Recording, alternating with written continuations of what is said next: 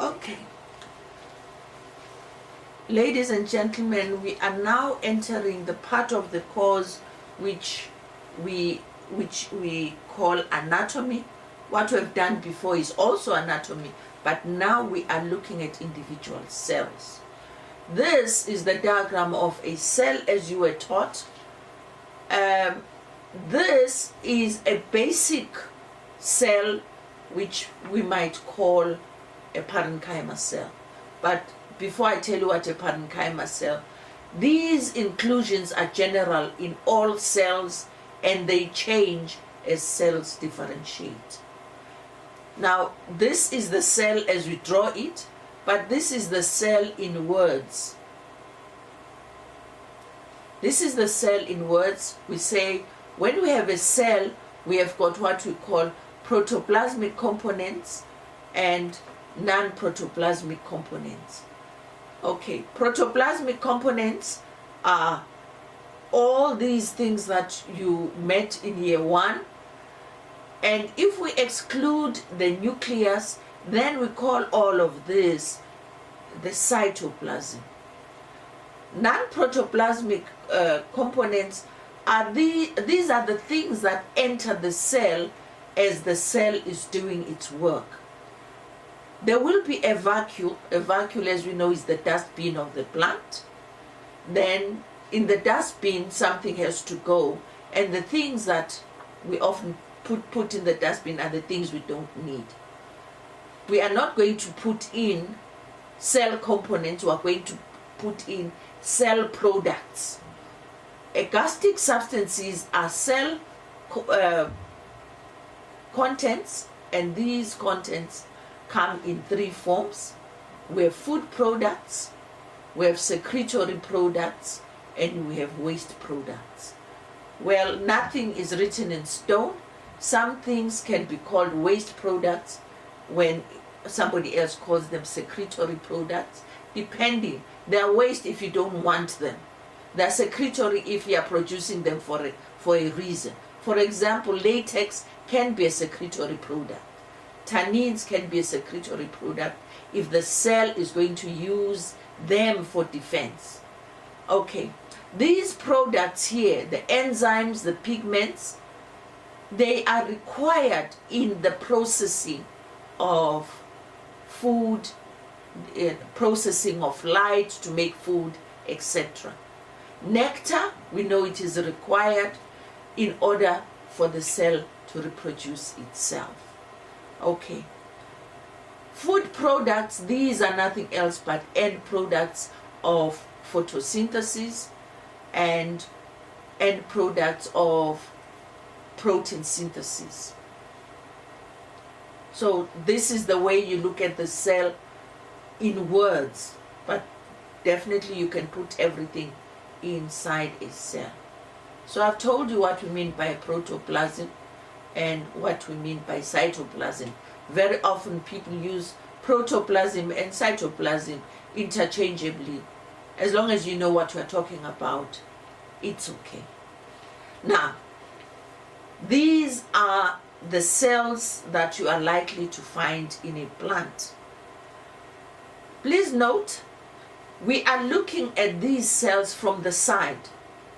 That means this is a longitudinal section for most of these.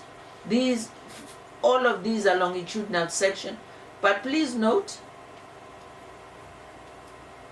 these ones, what you see here, these are transverse section. That means if you cut the cell horizontally. It is important when you make a diagram to say which section or which side we are looking at. Longitudinal section, we are looking from the side. Transversal section, we are looking from the top. There are other in-between sections which I will not go into. Now, let me introduce you to all the cells. This is a meristematic cell. All cells come from this cell. So this cell changes to become all the other cells that are presented here by a process we call differentiation. You can see that from here to here, very little has changed. Please note, when you look at a cell, you are looking at the wall, you are looking at the cytoplasm, you are looking at the nucleus, you are looking at the vacuole. And in detail, you are not just looking at the wall, you also have to look at the wall composition and thickness. When you have a single line like you see here, then this means that the wall is thick. If you look here, you will see that there is a double line. Let me show you another cell. Oh, it's not here. In your books, you will be able to see a vessel member where this double line is clear. The double line indicates that the cell is thick. This, what you're seeing over here, is a cell we call a trachea. We'll explain where you are going to find such a cell. This trachea, we are not seeing the inside of the trachea, we are seeing the wall of the trachea. So it's a side view, it has not been opened inside. So we can see that the wall has got openings. And these openings are shown here because they are thick. I explained to you in gymnosperms what a bordered pit looks like, what a half-bordered pit looks like, what a simple pit looks like. So tracheae are characterized by a bordered pit. Newsflash, these cells mature to death, and we say they're dead because they have no nucleus.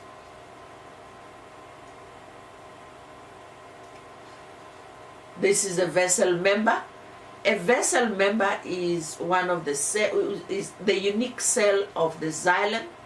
It has got these bordered pits on the side, and as we can, since we can look inside, there is no nucleus. It matured to death. Here we have a sieve tube member. This is a sieve tube member.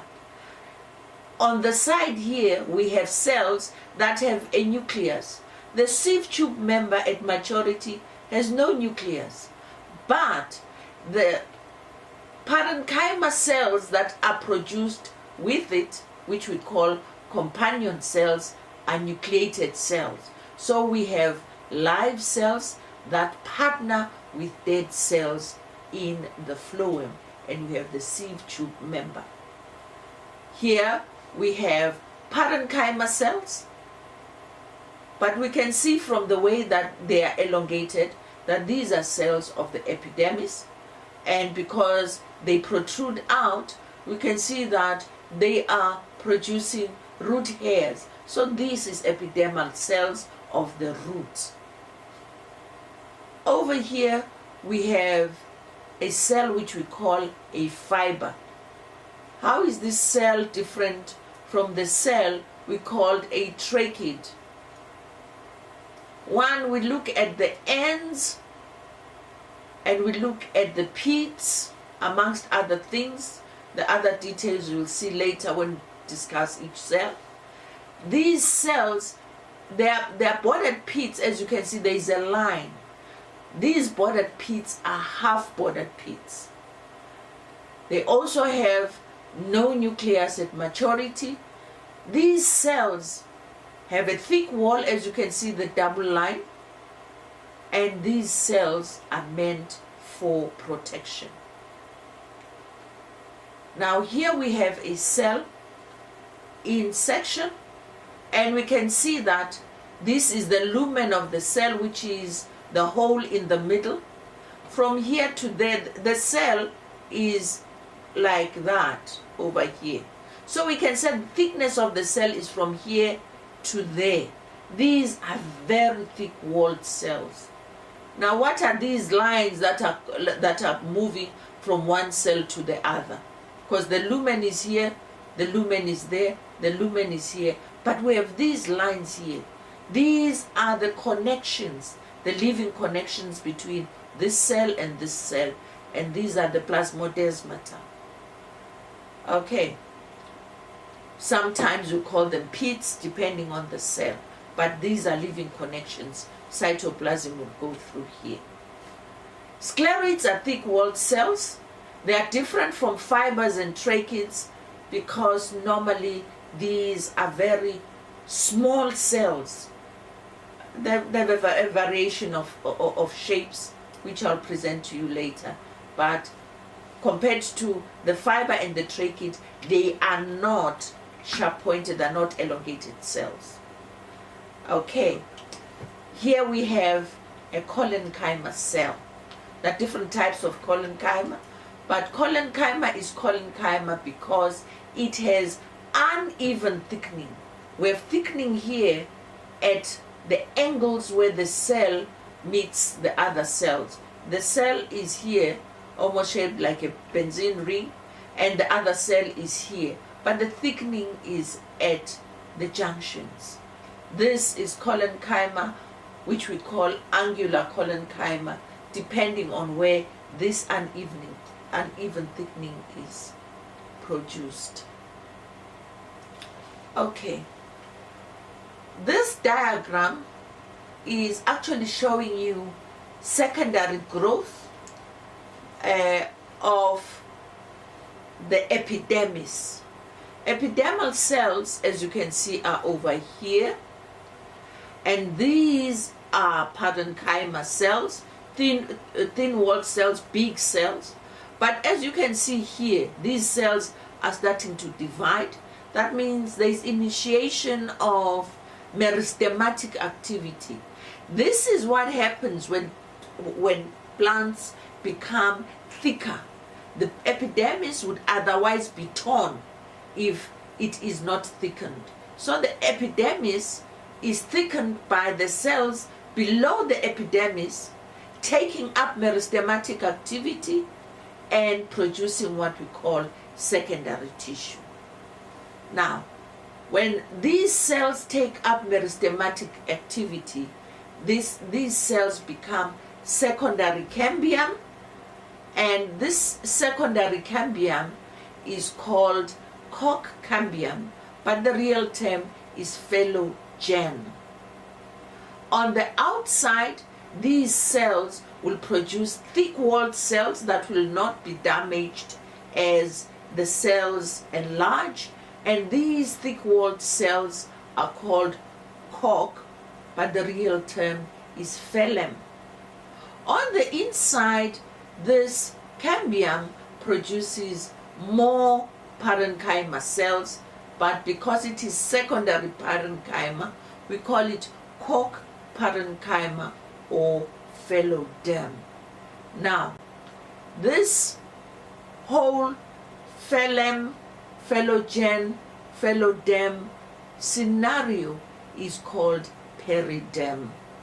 So periderm is secondary growth in the cortex to give us a more strengthened epidermis, strengthened cells, the phylum, and the cambium itself is the phylogen, but to the inside of that we have phyloderm, which is cork cambium. This is important when we look at how secondary growth occurs in plants.